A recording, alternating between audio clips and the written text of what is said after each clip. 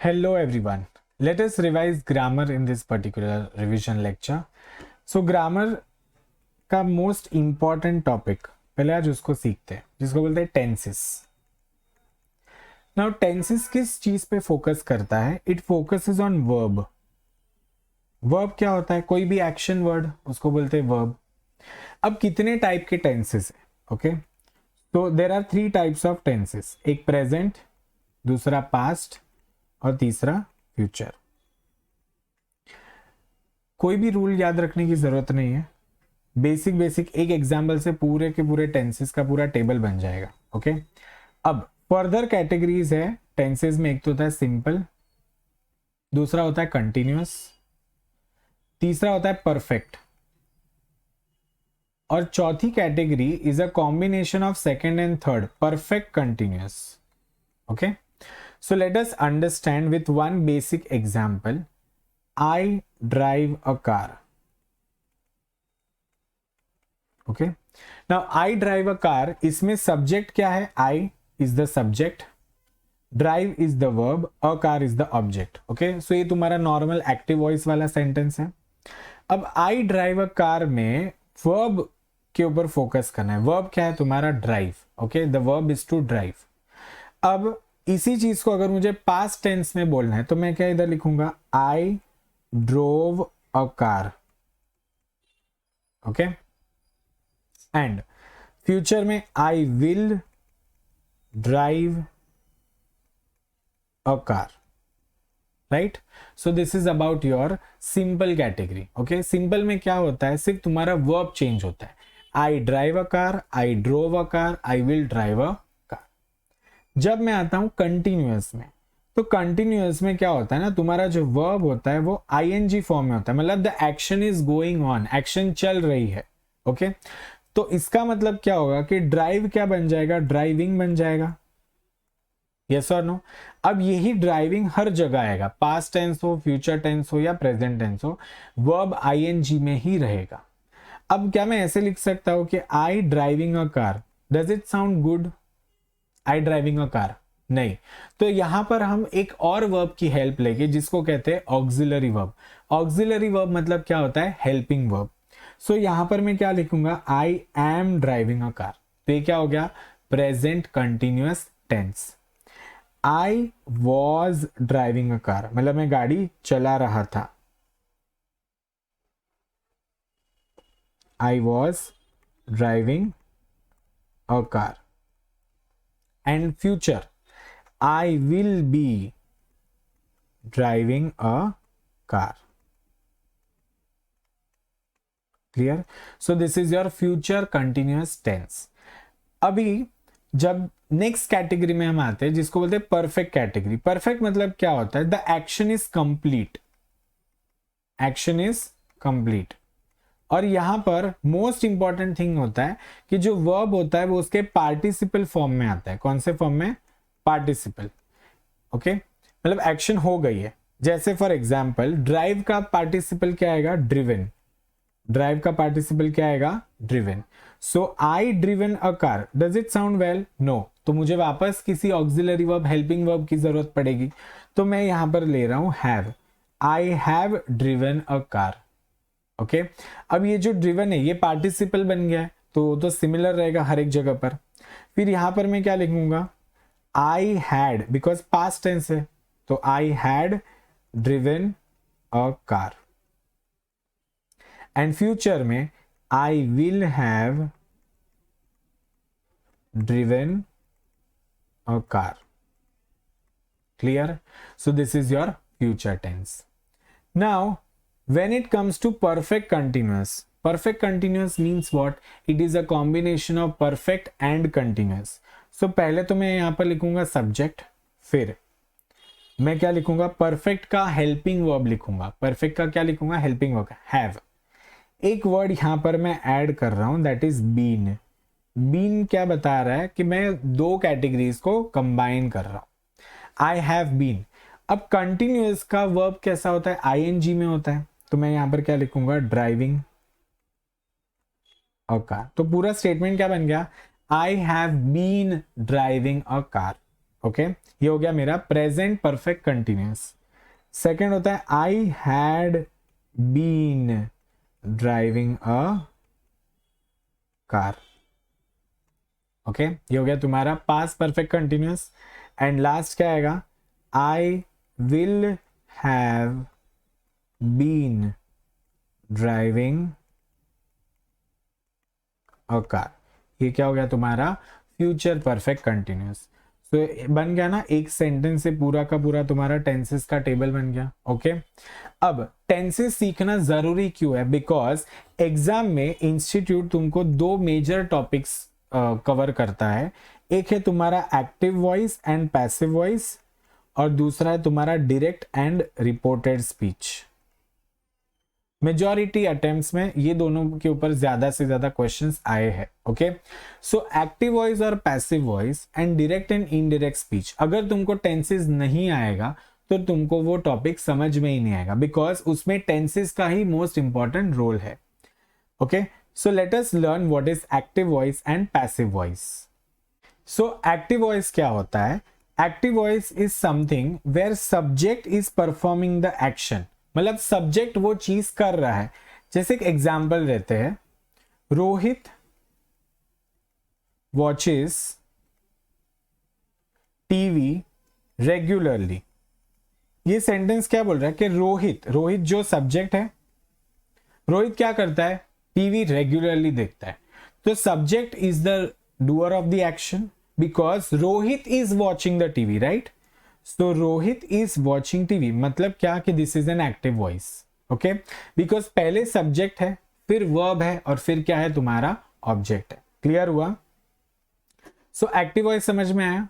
अब इसी चीज को अगर मैं पैसिव वॉइस में कन्वर्ट करूं तो मैं क्या लिखूंगा यहां पर, TV is watched bye Rohit regularly.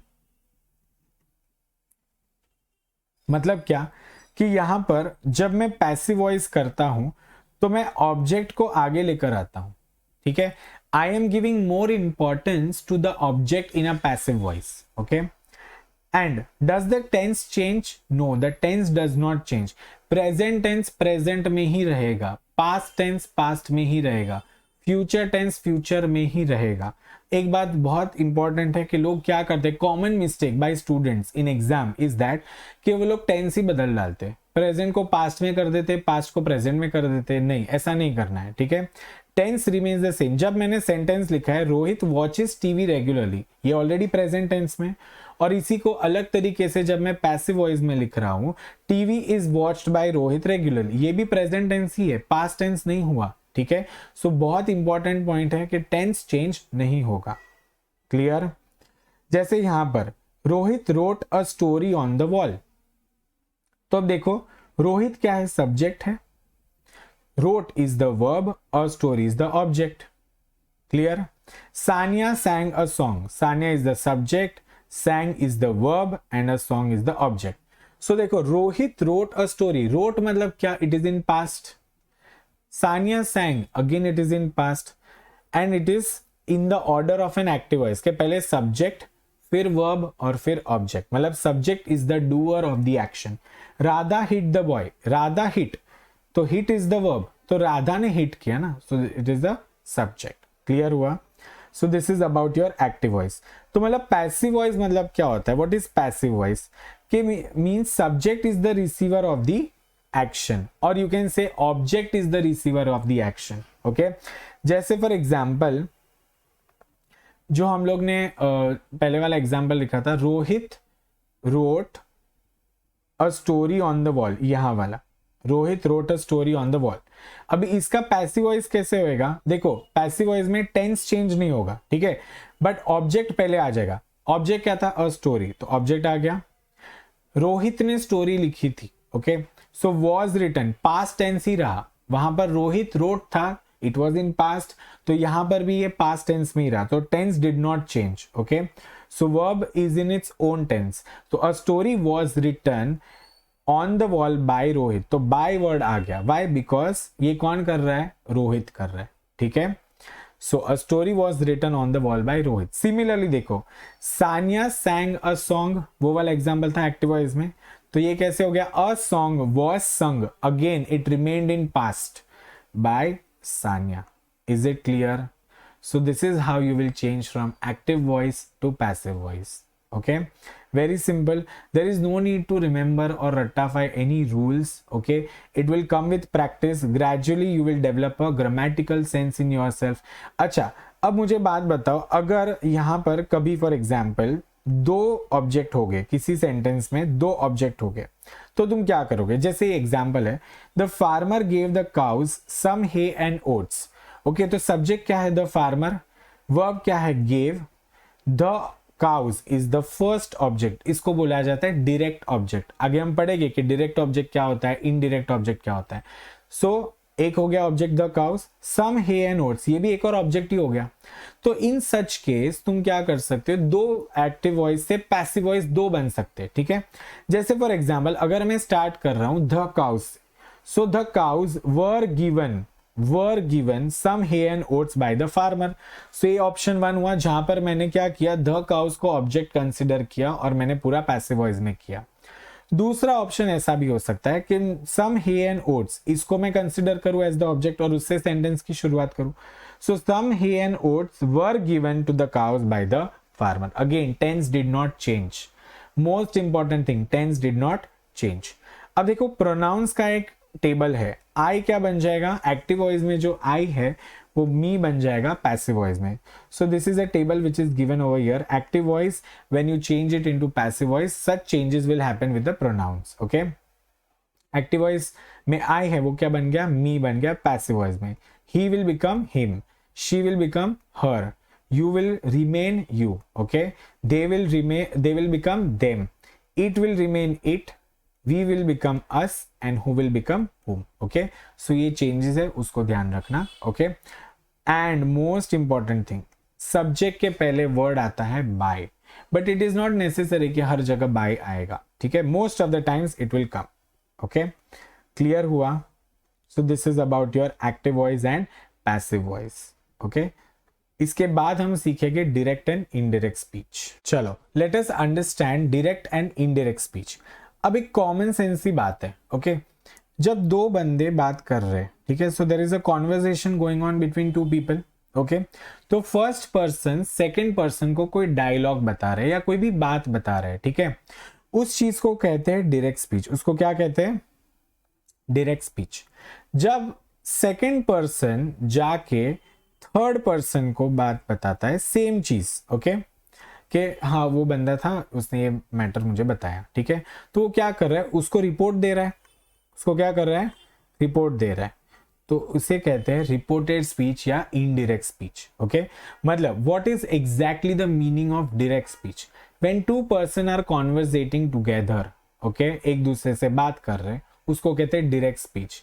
वही बंदा सेकंड पर्सन जाकर थर्ड पर्सन को जब रिपोर्ट देता है, जो उन दोनों के बीच में, फर्स्ट और सेकंड पर्सन के बीच में जो भी कॉन्वर्सेशन हुई थी, वो बन जाता है रिपोर्टेड स्पीच. ओके, सो इसका मतलब एक बात तो ध्यान रखो, जब फर्स्ट और सेकंड पर्सन बात कर रहे थे वो प्रेजेंट टेंस में आएगा.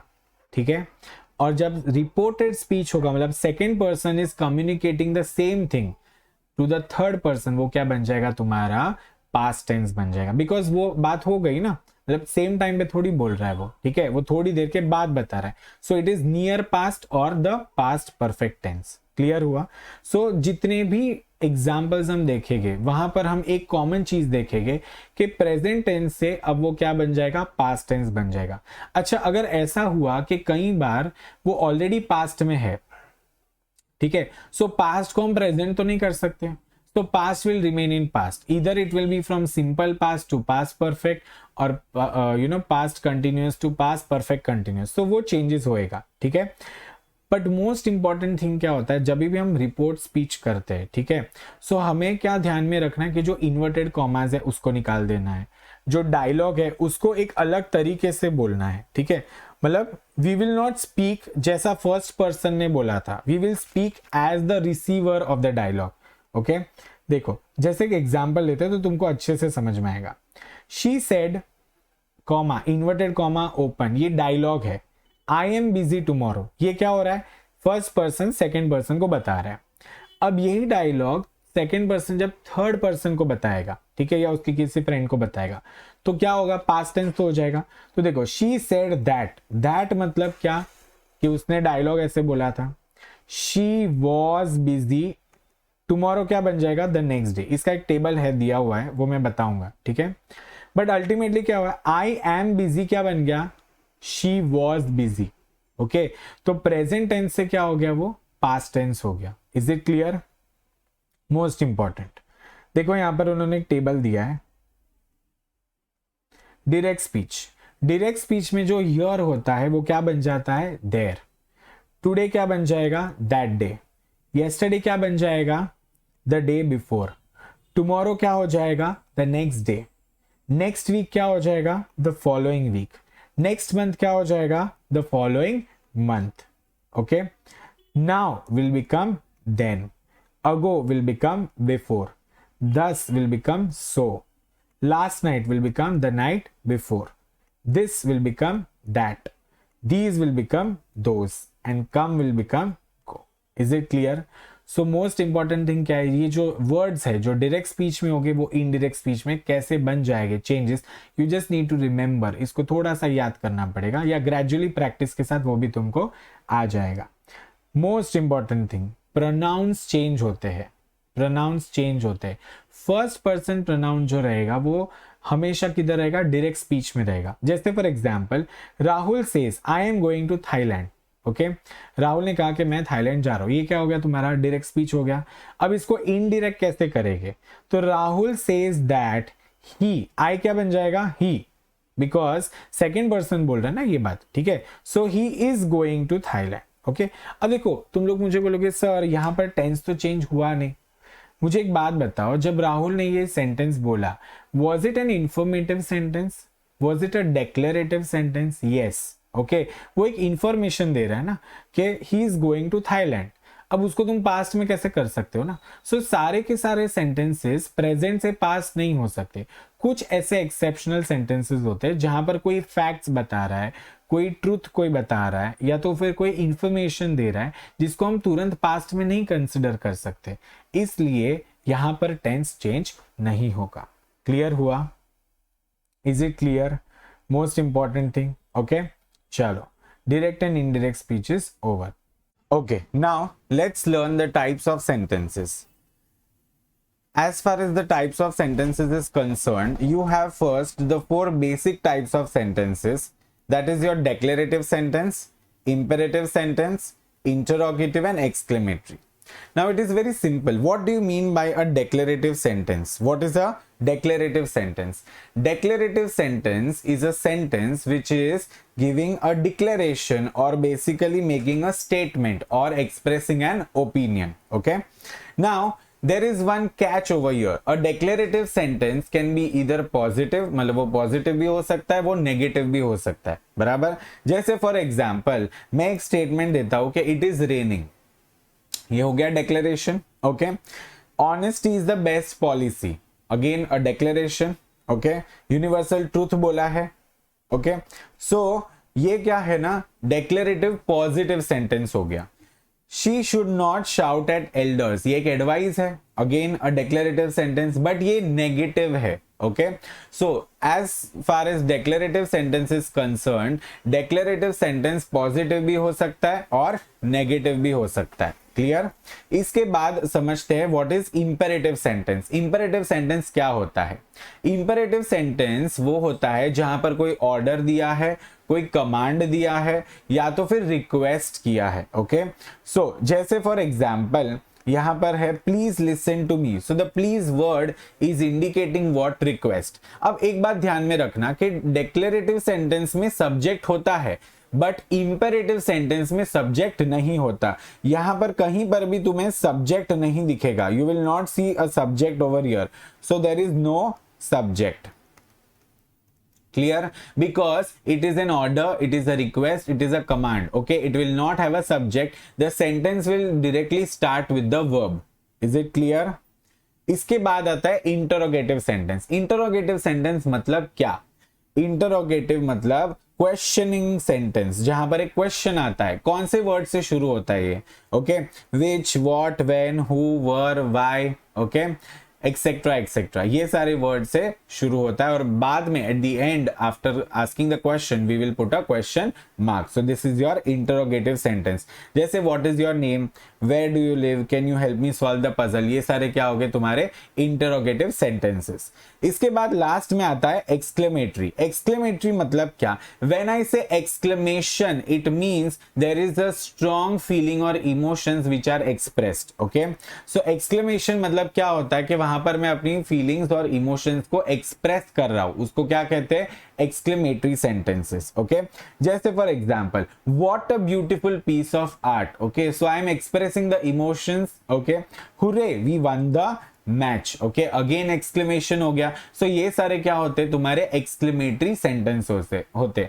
सो these are the 4 types of your sentences, 4 basic types of your sentences. Okay, सबसे पहला डिक्लेरेटिव, फिर इंपेरेटिव, थर्ड इंटरोगेटिव और चौथा है तुम्हारा एक्सक्लेमेटरी। ओके, अब अकॉर्डिंग टू स्ट्रक्चर देखने जाए तो सेंटेंसेस कितने टाइप के होते हैं और देखने जाए तो let us understand there are 3 more types of sentences, okay, which are according to structure. अब सबसे पहला होता है तुम्हारा simple. What is a simple sentence? A simple sentence is one which has a subject, which has a finite verb and which has an object. Clear? या तो ऐसे भी मैं बोल सकता हूं कि जहां पर सब्जेक्ट भी है और प्रेडिकेट भी है। ठीक है, प्रेडिकेट क्या होता है और सब्जेक्ट क्या होता है ये समझते हैं। सब्जेक्ट मतलब सेंटेंस का स्टार्ट। ओके, जैसे for example, Ram is a footballer. Okay, so Ram is the subject और बाकी का जो भी है is the predicate. Is it clear? So simple sentence क्या होता है अच्छे से समझो कि जहां पर एक सब्जेक्ट है, एक फाइनाइट वर्ब है और एक ऑब्जेक्ट है। क्लियर हुआ? अब तुम मुझे पूछोगे कि सर फाइनाइट वर्ब क्या होता है? Finite verb is a verb जो सब्जेक्ट के अकॉर्डिंग चेंज होता है। I repeat again, finite verb is the verb जो सब्जेक्ट के अकॉर्डिंग चेंज होता है। क्लियर हुआ? अब जब मैं बोलता हूं compound sentence, next category is a compound sentence. So compound sentence मतलब क्या कि यहां पर 2 सिंपल सेंटेंस हो सकते हैं और यहां पर 2 फाइनाइट वर्ब भी हो सकते हैं। क्लियर हुआ? अब इन दोनों कंपाउंड सेंटेंसेस को हम कैसे बनाते हैं, मतलब 2 सिंपल सेंटेंसेस को जोड़कर कैसे बनाते हैं? तो we use the coordinating conjunctions. Okay, we use the coordinating conjunctions. Is it clear? When we use the coordinating conjunctions, we combine 2 simple sentences and we make a compound sentence. Is it clear? After this, the next is complex sentence. Okay? Now, complex sentence में coordinating conjunctions नहीं आते. Complex sentence में subordinating conjunctions आते. Okay? अब complex sentence, इसका नाम ऐसा क्यों दिया कॉम्प्लेक्स सेंटेंस? बिकॉज इसमें एक होता है मेन क्लॉज, फिर इसमें आते हैं तुम्हारे सबऑर्डिनेटिंग कंजंक्शंस और यहां पर बहुत सारे डिपेंडेंट क्लॉजेस हो सकते हैं। Okay, is it clear? So this is your complex sentence. So basic 3 types of sentence, again simple, compound and complex. Okay, let's have a look in the notes. What is a simple sentence? Obviously it has only one subject and one predicate and one finite verb. So this is your simple sentence. A normal routine sentence is known as a simple sentence. Clear हुआ? फिर compound sentence मतलब क्या कि यहां पर 2 या 2 से ज्यादा मेन क्लॉज होते हैं। ठीक है, एंड ये कोऑर्डिनेटिंग कंजंक्शंस को यूज करके हम कंपाउंड सेंटेंस बनाते हैं। ठीक है, कोऑर्डिनेटिंग कंजंक्शन की लिस्ट यहां पर दी गई है। Okay, these are the list that you will use when you make the coordinating conjunction. Clear हुआ? जैसे for example, the robber tried to escape, ये एक अलग सेंटेंस हुआ। ठीक है, द पुलिस कॉट हिम, ये दूसरा सेंटेंस हुआ।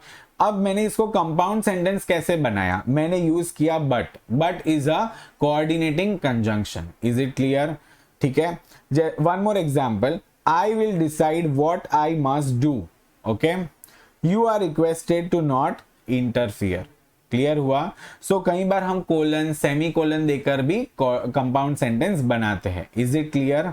चलो इसके बाद समझते हैं व्हाट इज कोऑर्डिनेटिंग कंजंक्शन। तो समझ में आ गया। तो सबऑर्डिनेटिंग कंजंक्शन क्या होता है? अब पहली बात, सबऑर्डिनेटिंग कंजंक्शन कहाँ यूज होता है? कॉम्प्लेक्स सेंटेंस में यूज होता है। तो उसकी भी लिस्ट दी गई है, इन्होंने यहाँ पर दे दिया है लिस्ट तुमको पूरा, दैट जो टाइम बताता है, प्लेस बताता है, मैनर बताता है, रीजन, कंडीशन एंड कंसेशन। सो ये अलग अलग टाइप के सबऑर्डिनेटिंग कंजंक्शंस होते हैं। ये कहां पर यूज होगा? तुम्हारा कॉम्प्लेक्स सेंटेंस में। ठीक है, सो कॉम्प्लेक्स सेंटेंस में एक ही मेन क्लॉज होता है और एक से ज्यादा डिपेंडेंट क्लॉजेस होते हैं। क्लियर हुआ? जैसे एग्जांपल लेते हैं, the boy ran away. Okay, ये एक सेंटेंस हो गया, एक मेन क्लॉज हो गया। When he saw the lion, तो जो when है ये क्या बताता है? टाइम बताता है। ये क्या बताता है? टाइम। क्लियर हुआ? Then one more example, when he saw the bear, he climbed the nearest tree because he was terrified. Okay, so यहां पर क्या हो रहा है? We are using because gives the reason. Okay, it is indicating reason. So these are the types of sentences. Okay, now let us start with the next topic, that is subject verb agreement. Okay, तो subject verb agreement क्या होता है? Subject verb agreement वो होता है कि जहां पर सब्जेक्ट का और वर्ब का रिलेशन बताया जाता है। जैसे for example, the lion roars. Okay, यहां पर क्या हो रहा है कि जो लायन जो सब्जेक्ट है वो सिंगुलर है एंड वर्ब क्या हो गया? प्लूरल हो गया। क्लियर हुआ? सिमिलरली द लायंस, यहां पर सब्जेक्ट क्या हो गया? प्लूरल है और वर्ब क्या हो गया? सिंगुलर। तो सब्जेक्ट वर्ब अग्रीमेंट होता क्या है एक्चुअली? जब सब्जेक्ट का और वर्ब का एक रिलेशन एस्टैब्लिश हो जाता है जहां पर सिर्फ फाइनाइट वर्ब्स आते हैं, उसको कहते हैं subject verb agreement. Is it clear? So subject verb agreement is the correspondence of a verb with its subject in person. Okay, first person, second person, third person, and साथ ही साथ में number में भी वो अग्री करता है। Clear हुआ? So this is all about your finite verb that I had already explained you guys. ठीक है, अब ध्यान से देखना, अगर कभी कोई सबऑर्डिनेट क्लॉज आ जाता है तो सब्जेक्ट वर्ब अग्रीमेंट नहीं हो पाएगा। जैसे for example, the dog who is chewing, तो हु क्या हो गया? तुम्हारा सबऑर्डिनेट क्लॉज हो गया, जिसके वजह से क्या होगा? अब सब्जेक्ट और वर्ब अग्री नहीं होगा। ठीक है, अगर कभी कभी कोई प्रेपोजिशनल फ्रेज है, ठीक है, कोई प्रेपोजिशनल फ्रेज है, it can not contain the subject of the sentence. Clear हुआ? प्रेपोजिशनल फ्रेज में सब्जेक्ट ऑफ द सेंटेंस नहीं होता है। For example, prepositional phrase between subject and verb do not affect the agreement. जैसे the colors of the rainbow are beautiful. Okay, then food between the teeth results in decay. Water in the fuel lines causes an engine to stall. तो देखो यहाँ पर water is singular, causes again it is plural, results ये सब क्या होते हैं? तुम्हारे prepositional फ्रेज हो जाते हैं। क्लियर हुआ? फिर जब भी देयर और हियर आएगा, जब भी देयर और हियर आएगा सेंटेंस में, तो सब्जेक्ट हमेशा किधर होगा? वर्ब के बाद होगा। क्लियर हुआ? जैसे there is a problem, here are the papers, तो क्या हो रहा है? सब्जेक्ट कब आया? वर्ब के बाद आया। क्लियर हुआ? Subject does not always comes before verbs in questions. जरूरी नहीं कि सब्जेक्ट हमेशा वर्ब के पहले ही आएगा क्वेश्चनिंग सेंटेंसेस में। जैसे वेयर आर द पीसेस, तो the pieces is the subject of this puzzle. Clear हुआ? If two subjects are joined by and they typically require a plural verb. Okay, जैसे the cow and the pig. Okay, the cow and the pig are, तो are क्या हो गया? Plural हो गया verb. My friend and his mother are, again it became plural. Clear हुआ? अगर verb singular है तो दो subjects are separated by and, जैसे for example, rice beans and rice. Okay, is my mom's favourite dish, तो यहां पर क्या आ गया? इज आ गया। क्लियर हुआ? बिकॉज दो सब्जेक्ट के बीच में क्या है? एंड है। Okay, if one of the words each every no comes before the subject, तो वर्ब क्या हो जाता है? सिंगुलर हो जाता है। जैसे नो स्मोकिंग और drinking is allowed, every child has the right to education. Clear हुआ? So this is one more rule. Next rule क्या बोलता है, अगर सब्जेक्ट सिंगुलर है and they are connected by or, nor, neither, nor, either or, not only but also. जैसे for example either Jessica और Christian is, तो verb क्या हो जाएगा, सिंगुलर हो जाएगा। क्लियर हुआ? अच्छा, अगर कभी ऑब्जेक्ट है जो प्रेपोजिशन है, object of the preposition decides plural and singular verb forms, तो नाउन एंड प्रोनाउन जैसे सम, हाफ, नन, मोर, ये सब आ जाते हैं। जैसे फॉर एग्जाम्पल देखो, all of the chicken is gone, okay, all of the chickens are gone, तो subject के हिसाब से क्या हुआ, वर्ब चेंज हुआ, वर्ब अग्री हो गया। क्लियर हुआ?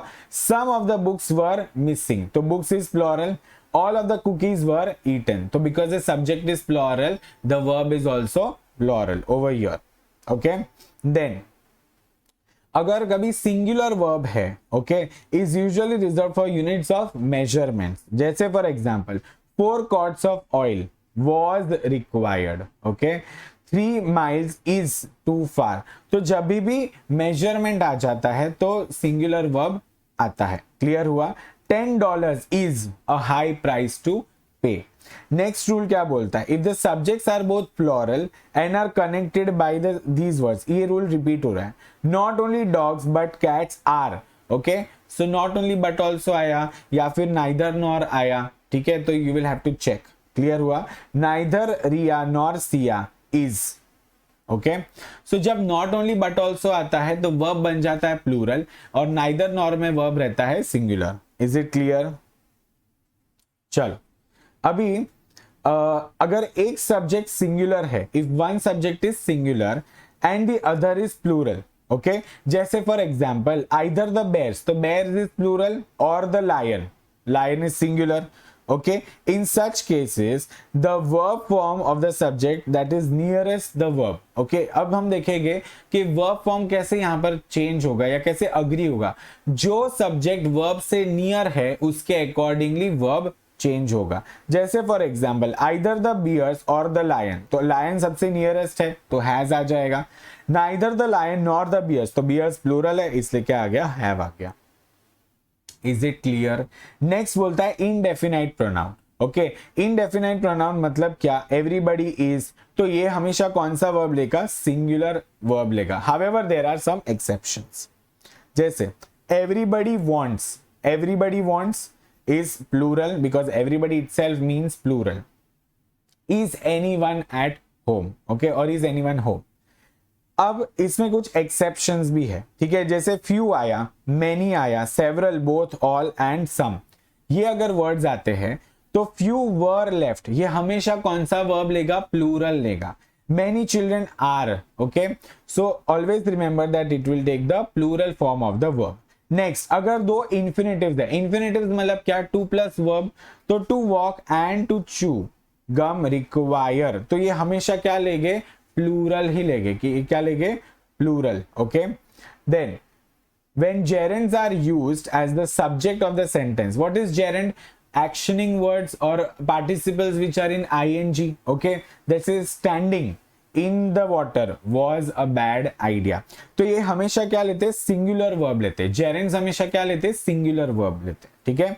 Swimming in the ocean and playing drums are my hobbies, ठीक है, बट अगर जेरेंड्स के बीच में एंड आ जाता है, आई रिपीट अगेन, जेरेंड हमेशा जनरली क्या लेते हैं, सिंगुलर वर्ब लेते हैं, बट अगर जेरेंड्स के बीच में एंड आ जाता है तो वो लोग क्या करते हैं, प्लूरल लेते हैं। क्लियर हुआ? And last is collective noun, obviously collective noun वो सिंगुलर भी हो सकता है, प्लूरल भी हो सकता है। क्लियर हुआ? जनरली कलेक्टिव नाउन क्या करता है, सिंगल यूनिट ही बताता है। The herd of cows is, okay, because collective है, right, the committee unanimously has. Clear हुआ? Is it okay?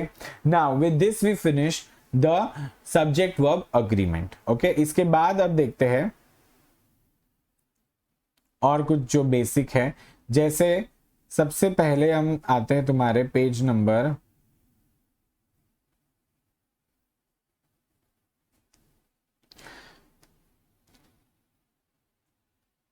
2.2 पे। पेज नंबर 2.2 पे क्या बोला है, phrase, clause and sentence.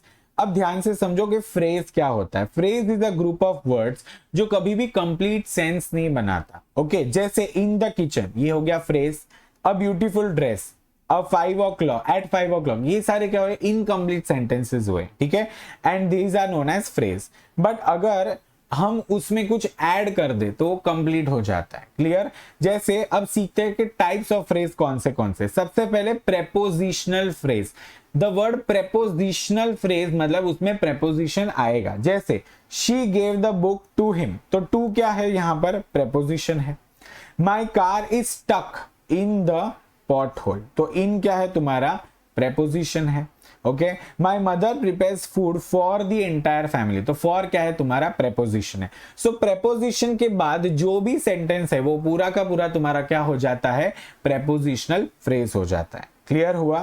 Next is your noun phrase. Noun phrase मतलब क्या, the phrase that does the function of a noun is known as the noun phrase. जैसे the stranger creaking sounds scared the inmates of the house. Okay, the stranger creaking sounds scared the inmates of the house. यहां पर क्या है, noun phrase as a subject, the stranger। इसके बाद okay, so let's understand what is phrases, clauses and sentence। okay, तो phrase क्या होता है, it is a group of words that does not make complete sense, मतलब आधे अधूरे sentences या आधे अधूरे वर्ड्स जो कंप्लीट सेंस नहीं बनाते। ठीक है, जैसे in the kitchen, a beautiful dress, at 5 o'clock। अब इन ये कंप्लीट कब होगे, जब इन सेंटेंसेस में, इन फ्रेजेस में कुछ ऐड होगा। सो let us understand the types of phrases. Okay, now सबसे पहला है तुम्हारा प्रेपोजिशनल फ्रेज। प्रेपोजिशनल फ्रेज मतलब क्या, कि वहां पर कोई ना कोई प्रेपोजिशन रहेगा। क्लियर? जैसे she gave the book to him, so to क्या हो गया, तुम्हारा प्रेपोजिशन हो गया। My car is stuck in the pothole, तो in the pothole, so preposition के बाद बाकी का पूरा सेंटेंस जो होगा वो क्या बन जाता है, तुम्हारा प्रेपोजिशनल फ्रेज बन जाता है। क्लियर हुआ? माई mother prepares food for the entire family, so for is the preposition, the entire family, वो पूरा का पूरा तुम्हारा क्या हो जाएगा, प्रेपोजिशनल फ्रेज हो जाएगा।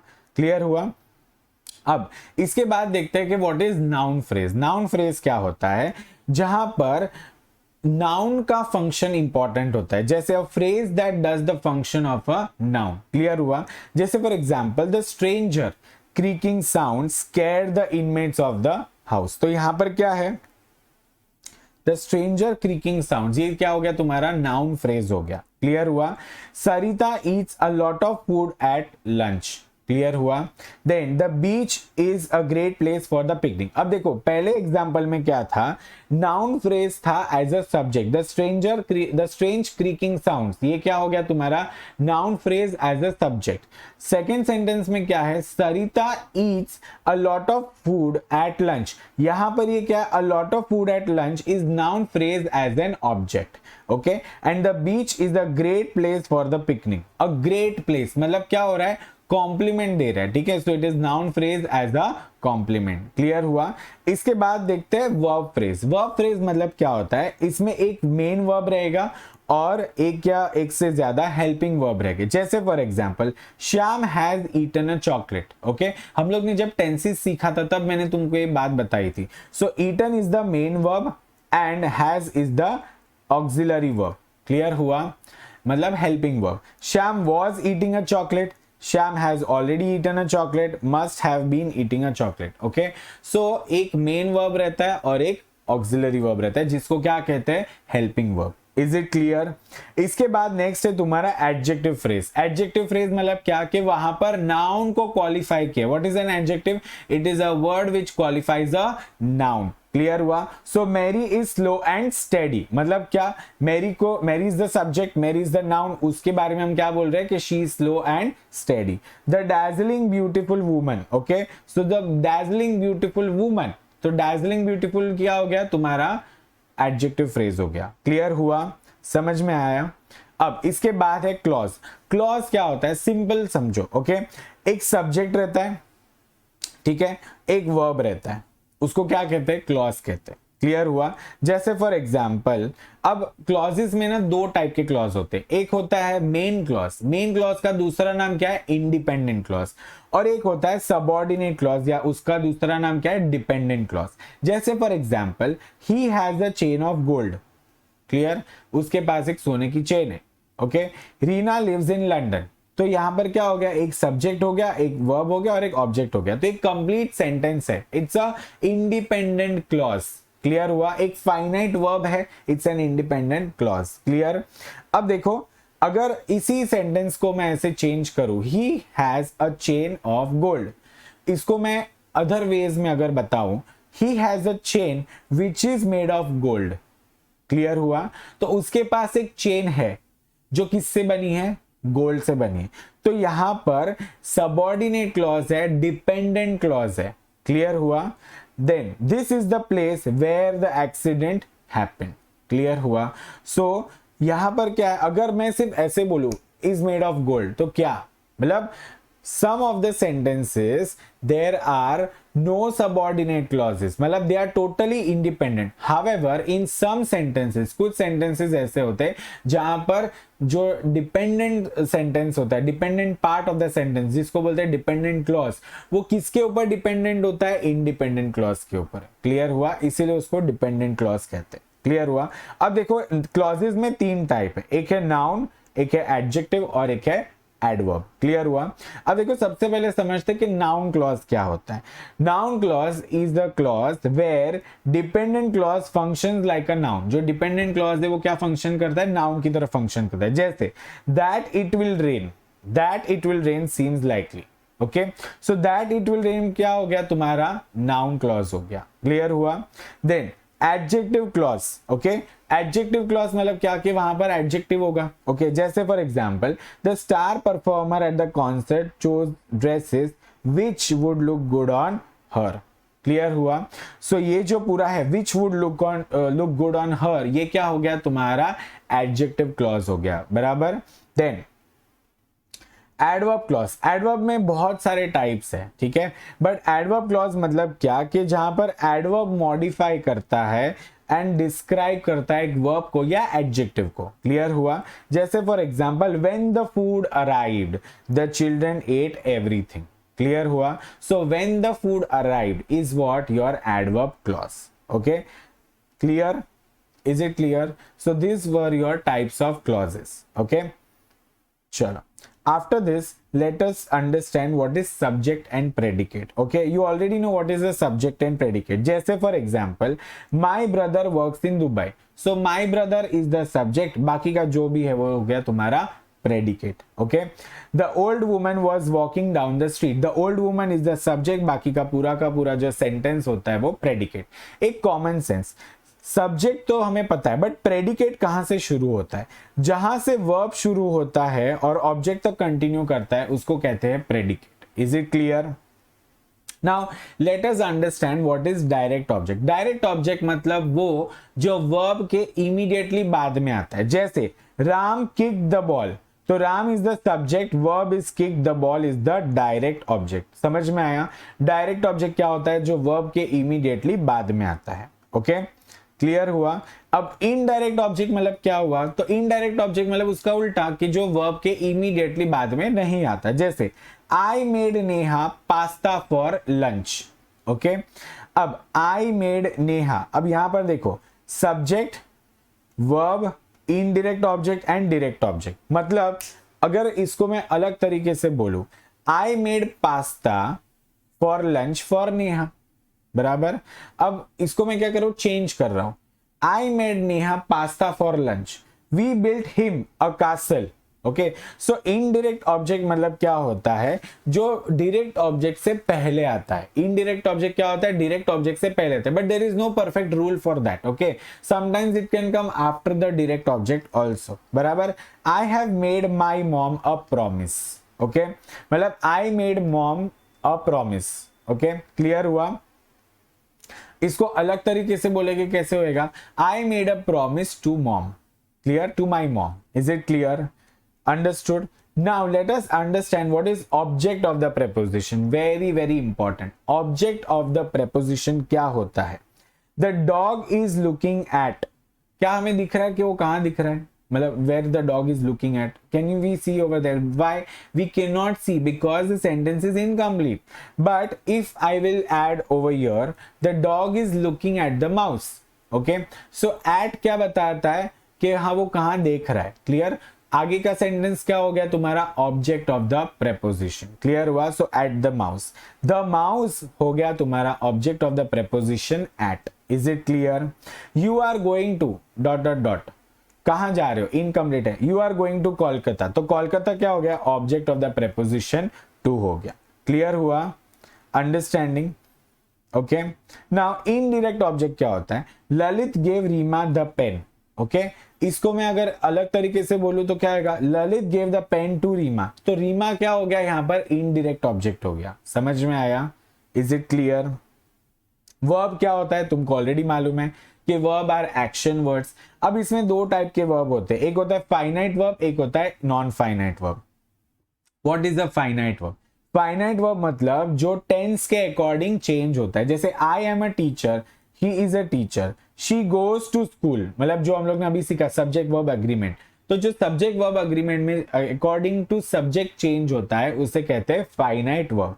सो नॉन फाइनाइट वर्ब मतलब क्या, जो सब्जेक्ट के अकॉर्डिंग चेंज नहीं होता. ओके, नॉन फाइनाइट में तीन कैटेगरीज है, एक है इन्फिनेटिव, दूसरा है पार्टिसिपल और थर्ड इज जेरेंड. अब सुनो ध्यान से, इन्फिनेटिव मतलब क्या, simple, to plus verb is infinitive. Okay, to err, to dance, ये क्या हो गया तुम्हारा इन्फिनेटिव. पार्टिसिपल मतलब क्या, कल ही हम लोग ने देखा था टेंसेस सीखते वक्त कि हम परफेक्ट टेंस में क्या करते हैं, वर्ब को उसके पार्टिसिपल फॉर्म में लेकर आते हैं. So participle is that form of verb which acts as both a verb and an adjective. Clear.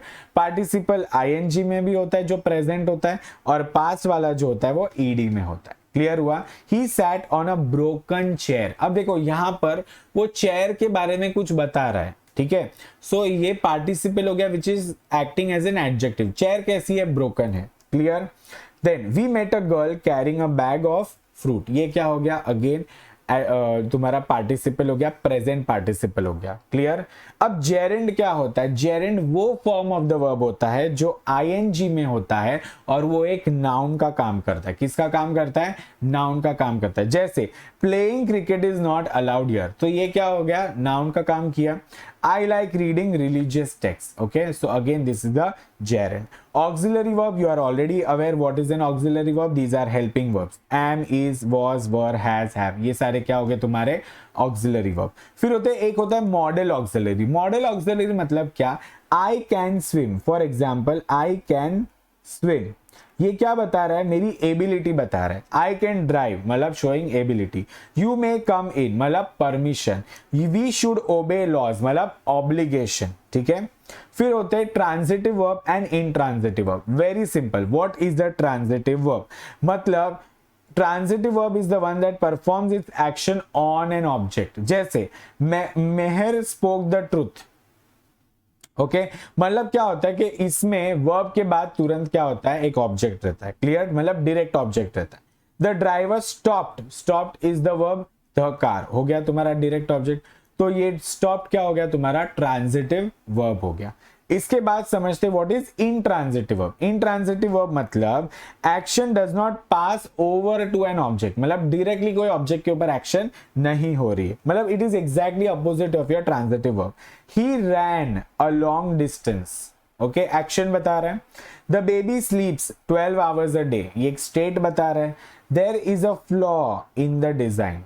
Clear हुआ. सो ये क्या हो गया तुम्हारा इनट्रांजिटिव वर्ब हो गया. लास्ट चीज जो है तुम्हारा that is a compliment. Okay, अब कॉम्प्लीमेंट तीन टाइप के होते हैं, एक होता है सब्जेक्ट कॉम्प्लीमेंट, एक होता है ऑब्जेक्ट कॉम्प्लीमेंट और एक होता है वर्ब कॉम्प्लीमेंट. अब समझते हैं सब्जेक्ट कॉम्प्लीमेंट क्या होता है. Subject complement follows a verb and modifies और रिफर्स टू द सब्जेक्ट, वो सब्जेक्ट को रिफर करता है. क्लियर हुआ. वो एक नाउन भी हो सकता है और एडजेक्टिव भी हो सकता है. जैसे for example Kamala is pretty, तो प्रिटी क्या हो गया यहाँ पर एडजेक्टिव हो गया. तो वो क्या दे रहा है, प्रीटी एक कॉम्प्लीमेंट दे रहा है, किसको, कमला को, सब्जेक्ट को कॉम्प्लीमेंट दे रहा है। क्लियर हुआ? So this becomes your subject complement. Next is your object complement, मतलब इट फॉलोज और मॉडिफाइज और refers to a direct object. Direct object मतलब क्या होता है, जो वर्ब के इमीडिएटली बाद में आता है। Okay, I consider Indian television negative, तो इंडियन टेलीविजन के बारे में बोल रहा है। ओके, सो यहां पर क्या हो रहा है, एडजेक्टिव नेगेटिव जो है वो किसको कॉम्प्लीमेंट कर रहा है, डायरेक्ट ऑब्जेक्ट को कॉम्प्लीमेंट कर रहा है, इसलिए इसको क्या कहते हैं, object complement. Last is your verb complement. अच्छा, ये डायरेक्ट और indirect object of a verb होता है। क्लियर हुआ?